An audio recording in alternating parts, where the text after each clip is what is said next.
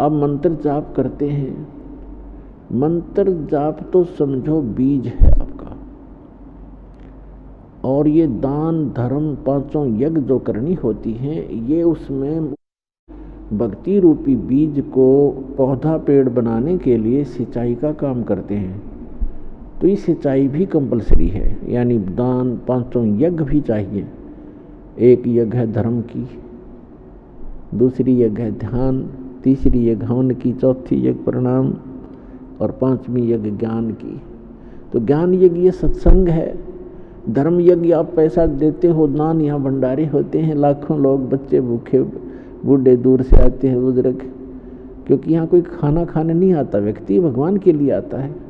और भगवान के लिए जो आता है वो भक्त होता है, और भक्त को जो खाना खिला सुविधा दी जाती है, जैसे यहाँ सारी सुविधाएं हैं, कोई मैट की, कोई पंखे की, पानी की, बाथरूम की, नहाने की, धोने की, खाने की सारी सुविधाएं हैं।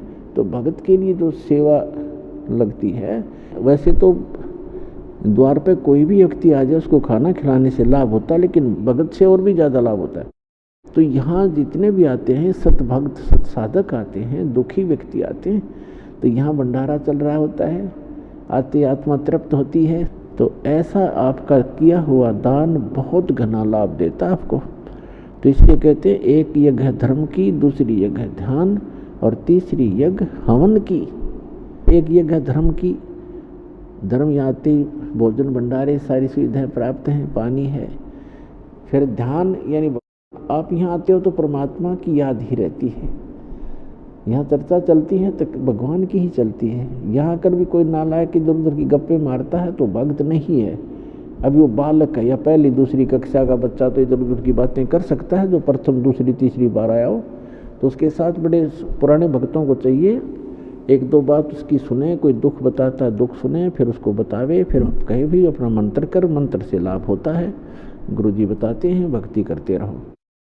तो यहाँ आओगे तो मालिक का ही ध्यान रहेगा। ये ध्यान यज्ञ है, हठ योग नहीं है।